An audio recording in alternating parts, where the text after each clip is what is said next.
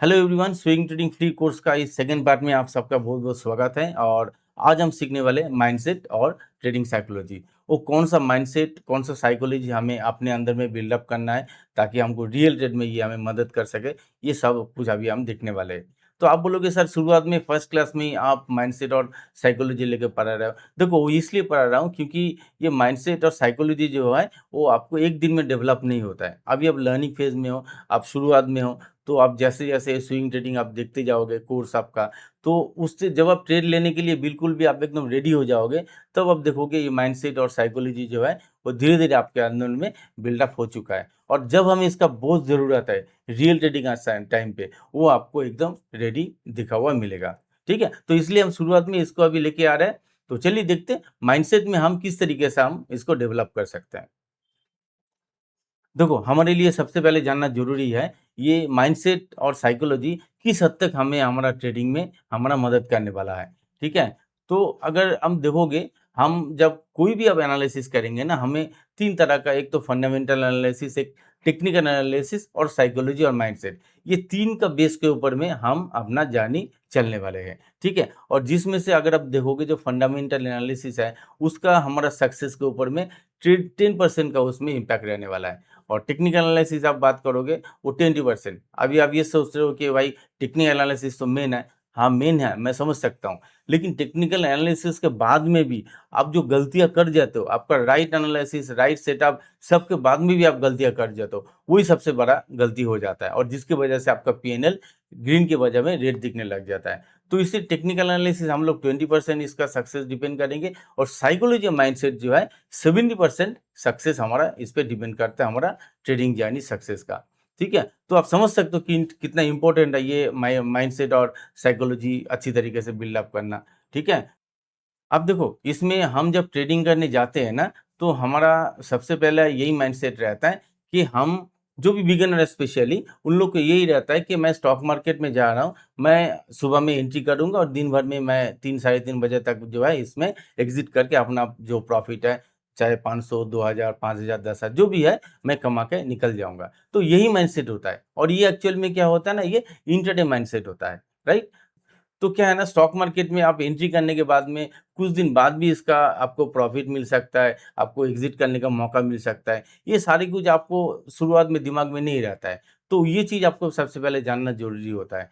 तो इंट्राडे में क्या होता है, आपको इंट्राडे जो भी आप ऑलरेडी इंट्राडे अगर कोई लोग कर भी रहे होंगे, तो उनको भी पता है कि इंट्राडे में क्या होता है, आप सुबह में आप मार्केट में किसी भी टाइम में आप एंट्री कर सकते हो और उसी दिन में आपको इसमें से एग्ज़िट करना पड़ता है, जो कि इंट्राडे के हिसाब से देखा जाता है।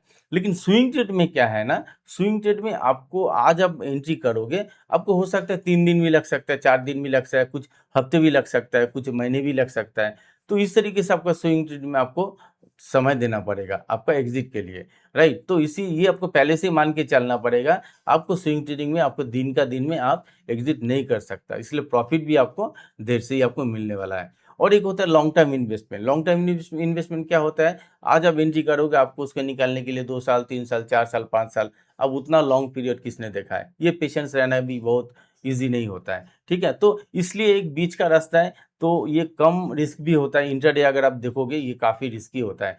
अब most of the intraday trader आप अगर देखोगे, ज़्यादा से ज़्यादा लॉस जो होता है, इंट्राडे ट्रेडिंग में होता हुआ दिखता है, ठीक है? और स्विंग ट्रेडिंग एक ऐसा आपका माध्यम है, जिसमें से आप प्रॉफ़िट भी कर सकते हो, आप स्ट्रेस भी रह सकते हो, आप अपना जॉब भी सँभाल सकते हो, आप अपना फैमिली के साथ में भी टाइम स्पेंड कर सकते हो, सब कुछ आपको स्विंग ट्रेडिंग में पॉसिबल है, ठीक है? आपको ज़्यादा पेशेंस भी रखना इसमें ज़रूरत नहीं पड़ता है, राइट? तो इसलिए स्विंग ट्रेडिंग हम करेंगे, शॉर्ट टर्म इन्वेस्टमेंट जिस ट्रेड में आप मान लो 6 महीना, 1 साल तक भी रखना होता है, उसको हम लोग शॉर्ट टर्म इन्वेस्टमेंट बोलते हैं। और स्विंग ट्रेडिंग में क्या है, swing trading, short term invest लगभग एक ही होता है। आप स्विंग ट्रेडिंग अगर प्रॉपर आप देखोगे, तो इसमें आपको मुश्किल से ज़्यादा से 1-2 महीना आपका रखना पड़ सकता है, उसमें आपका एग्ज़िट का समय मिल जाता है। ओके? तो इस तरीके से हमको माइंडसेट अपने बिल्डअप करना पड़ेगा, किस तरीके से हमको एग्ज़िट मिल सकता है, right? Quick reach. Quick reach एक ऐसा खतरनाक जो माइंडसेट है, जिसमें भी ये डेवलप्ड है ना, वो उनका स्टॉक मार्केट में तो सक्सेस होने का बिल्कुल भी कोई चांसेस नहीं है। देखो, क्विक रीच एक ऐसा माइंडसेट है, अगर ये आपके आपके अंदर में है, तो ये आपका कैपिटल को डिस्ट्रॉय करने में कुछ घंटा लेगा। कुछ घंटे के में अंदर में आपका पूरा का पूरा कैपिटल आपका ड्रॉ डाउन कर सकता है। ठीक है? मतलब आप देखो, अगर क्विक रिच मेंटालिटी से अगर आप ट्रेड करोगे ना, तो आप मेरे से लिख लो, आप गलत डिसीज़न लोगे ही लोगे। कोई भी आपको पूरा सिस्टम पता है, पूरा रूल्स पता है, सेटअप है अच्छा आपके पास में, लेकिन इस मेंटालिटी की वजह से आप जब भी एंट्री एग्जिट कुछ भी करोगे, तो हमेशा रॉन्ग ही डिसीजन आप लोगे, और जिसकी वजह से आपका एकदम लॉस होना तय है। इसलिए क्विक रिच वाला मेंटालिटी बिल्कुल नहीं पालेंगे। हम लोग किस तरीके से देखेंगे, हम लोग पेशेंस रखेंगे। पेशेंस आपको रखना पड़ेगा। क्विक रिच आपको पेशेंस रखने नहीं देता है। पेशेंस से क्या है, आप जब भी आप कोई आपका बाइंग और सेलिंग एरिया में प्राइस आना है ना, तो आप उससे पहले एंट्री नहीं करोगे। प्राइस अभी कहीं पे भी है, आपका बाइंग एरिया में या फिर सेलिंग एरिया में, जब तक नहीं आए, आपको पेशेंस से होल्ड करना पड़ेगा। जब हमारा सेटअप आपको परमिट करेगा हमको ट्रेड में लेने के लिए, तभी हम ट्रेड में एंट्री करेंगे। तो इसलिए पेशेंस रखना बहुत ज़रूरी होता है। अब पेशेंस के लिए क्या होता है ना, कई बार ये भी देखा गया है कि आप जभी भी कोई ट्रेड में आप एंट्री कर चुके होगे, तो आपका टारगेट आने से पहले ही आप उससे निकलने का सोचोगे। क्यों? आपने पेशेंस नहीं रखना है ना, चलो भई हमें 50,000, 10,000, 2,000 जो भी हमको प्रॉफ़िट मिल गया है, चलो निकल जाओ। लेकिन उससे आगे भी प्रॉफ़िट मिल सकता है, ये आप उसमें पेशेंस आप नहीं कर पाओगे। इसलिए पेशेंस आपको रखना बहुत ज़रूरी होगा इसमें।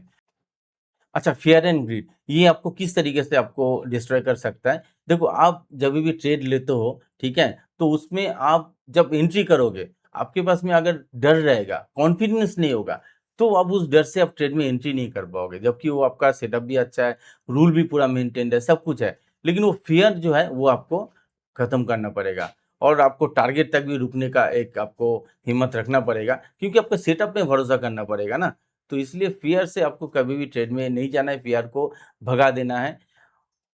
और ग्रिड में गलती कैसे होता है ना, आप जब भी चार्ट के सामने बैठे होते हो, स्पेशली उन लोग के साथ में ज़्यादा होता है, जो लगातार दिन भर चार्ट के सामने बैठा हुआ रहता है। तो देखता है मार्केट में ये चार्ट भाग रहा है, वो चार्ट जा रहा है, वो चार्ट नीचे गिर रहा है, तो देख रहा है ये चार्ट भाग रहा है, अरे और भी भाग रहा है, और भी भाग रहा है। तो ये जो ग्रीड है ना, तो वो लोग ये सोचता है कि भाई अभी चलो इसमें एंट्री करता हूँ और इसमें मैं प्रॉफ़िट बना के निकल जाऊँगा। लेकिन वो लोग जब तक सोचता है, तब तक प्राइस अपना काफ़ी हद तक चल चुका होता है, और तब जाकर के वो लोग एंट्री करते हैं, और जब चल चुका होता है, तब प्राइस को वापस रिवर्स आने का वक़्त हो गया होता है, और उस वक़्त में जाकर के आपका एंट्री हो जाता है। ये क्यों हुआ? अपने ग्रीड की वजह से हुआ, आपने सिस्टम को नहीं माना, आपने रूल को नहीं माना। तो इस ग्रीड को हमें ओवरकम करना है।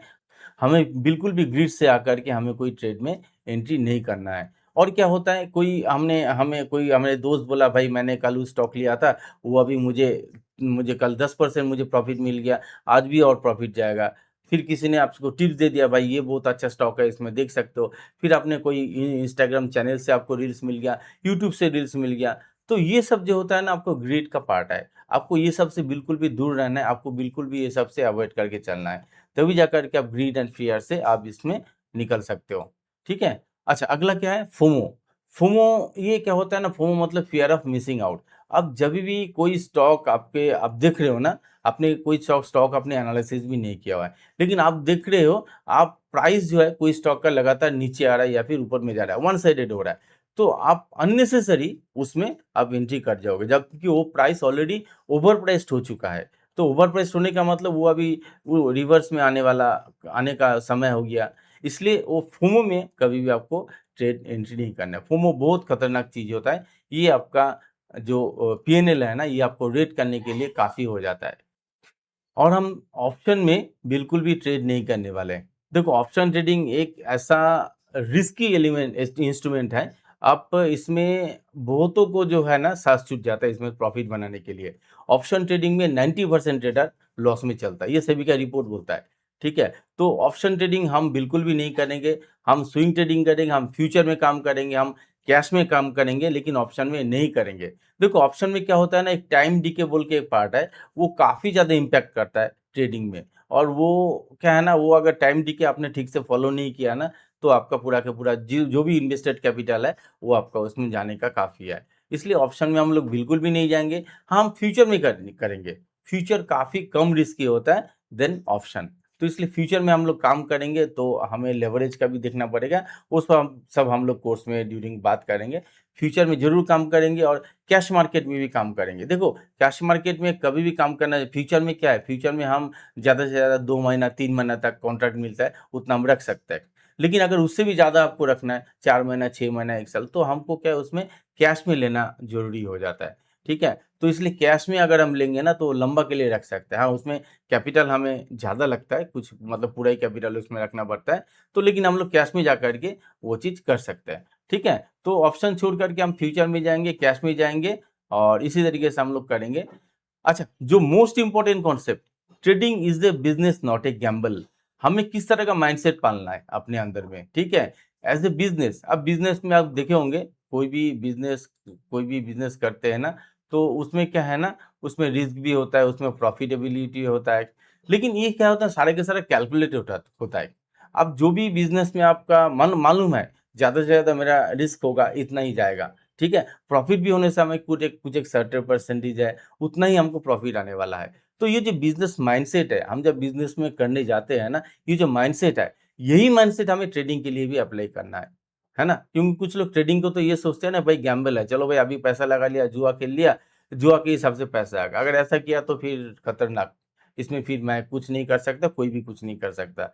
आपका कोई भी सेट आपको बचा नहीं सकता अगर आप गैम्बल के हिसाब से देख रहे हो, ठीक है? तो trading he not a Gamble, it's a business. आपको बिज़नेस की तरह ही इसको देखना है और आपको ये अगर बिज़नेस की तरह आप देखोगे ना, जैसे बिज़नेस में क्या होता है, आपको पीस ऑफ माइंड आपको मिल जाता है। अगर आपको उसमें कोई स्ट्रेस आपको ज़्यादा नहीं लेना पड़ता है। लेकिन अगर बिज़नेस को आप गैम्बल के हिसाब से नहीं ले रहे हो तो, ठीक है? तो हमको करना क्या चाहिए? हमें ट्रेडिंग को एक बिज़नेस के हिसाब से लेना चाहिए और बिज़नेस करने के लिए हमें क्या-क्या गुण हमें अपने अंदर में पालना चाहिए, वो सब अभी हम लोग देखने वाले हैं, ठीक है? तो अब देखो और एक क्या है, हमारा सिस्टम, जो सिस्टम हम लोग देखेंगे ना, जो सिस्टम हम आपको देने वाले हैं, आपको एकदम कंप्लीटली इस सिस्टम पे ट्रस्ट करना पड़ेगा। आप जब ट्रेड लोगे, तो ट्रेड में अगर आपको सिस्टम पे ट्रस्ट नहीं करेगा ना, तो आप अपना खुद का दिमाग लगाओगे और वही सबसे खतरनाक होता है। तो इसलिए बिल्कुल अपना दिमाग नहीं लगाना है, हम जो भी सिस्टम देने वाले हैं, जो आपको रूल बताने वाले हैं, आपको बिल्कुल भी वो रूल फ़ॉलो करना है, वो सिस्टम, वो सेटअप आपको फ़ॉलो करना है और बिल्कुल आगे बढ़ना है। तो अपना सिस्टम पे ट्रस्ट होना बहुत ज़रूरी होता है, जब भी आप ट्रेड में एंट्री लेंगे तो। Maintain reward to risk ratio. अब देखो जब भी हम कोई भी ट्रेड में एंट्री करेंगे ना, हमें हमारा pre defined risk, pre defined जो प्रॉफिट है, वो हमें पता होना चाहिए। हम उसके बिना कोई भी ट्रेड में एंट्री नहीं करेंगे। कोई-कोई क्या होता है, एंट्री करता है, बोलता है मैं इस ट्रेड में अभी एंट्री किया, मैं इसमें से तो 50,000 लेके निकलूँगा, मैं 1 लाख लेके निकलूँगा। उल्टा क्या होता है, अपना कैपिटल भी खो के चला आता है। तो ऐसा कुछ भी अपना माइंडसेट नहीं रखना है। हम कोई भी ट्रेड में एंट्री कर रहे हैं, अगर हमारा उसमें रिस्क रिवॉर्ड के हिसाब से हमारा प्रॉफिट उसमें 5,000 होना है, हम 5,000 लेके ही निकलेंगे, ना कम ना ज़्यादा। अगर उसमें रिस्क हमारा 2,000 है, हम 2,000 तक ही इंतज़ार करेंगे, उससे ज़्यादा अगर जाएगा, हम तुरंत उसमें काट देंगे, निकल जाएँगे और ये ऑटोमेटेड कैसे होगा, वो मैं आपको कोर्स के अंदर में बताने वाला हूँ, ठीक है? तो ये बहुत-बहुत इम्पोर्टेंट चीज़ है, ये आपको ध्यान में रखना है।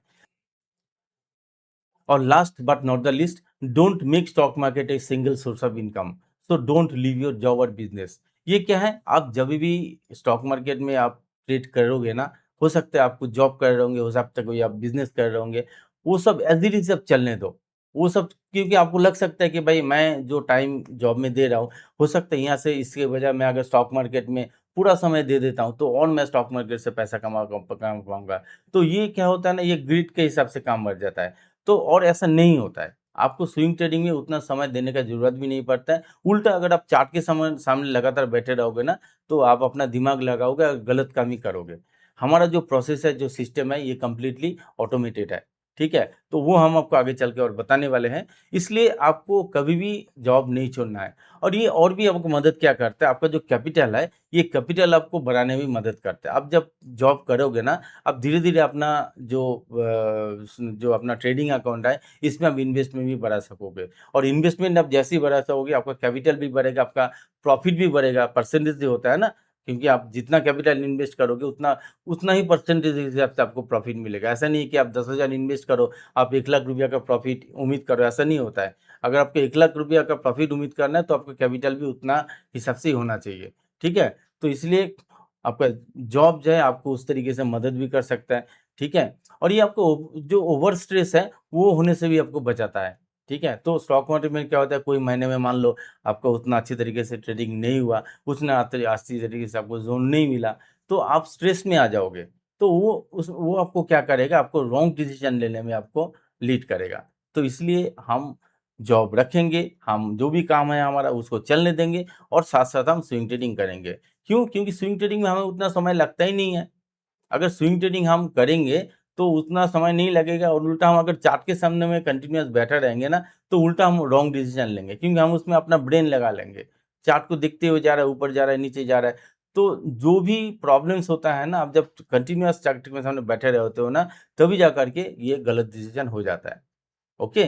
ये मेरा आपको एक स्ट्रॉन्ग रिकमेंडेशन है। आप जिस भी काम पे हो, जो भी जॉब पे हो, उसको कंटिन्यू रखो और साथ-साथ आप स्विंग ट्रेडिंग करो और आपको हेल्प तो हम लोग स्टॉक मार्केट में जानी जारी रखेंगे, लेकिन कोई काम नहीं छोड़ेंगे, कोई हम जॉब नहीं छोड़ेंगे। जो भी काम कर रहा है, जो भी कर जॉब कर रहा है, वो सब कुछ रखते हुए हम अपना ट्रेडिंग जर्नी चालू रखेंगे और उसको किस तरीके से रख सकता है, उसको बताने के लिए मैं हूँ, आपका भाई, आपको मैं मदद करता रहूँगा और इस वीडियो को लाइक करो, शेयर करो, आपके दोस्तों को शेयर करो, उनको भी सीखने का मौका मिले और हमें भी इससे मोटिवेशन मिलता है।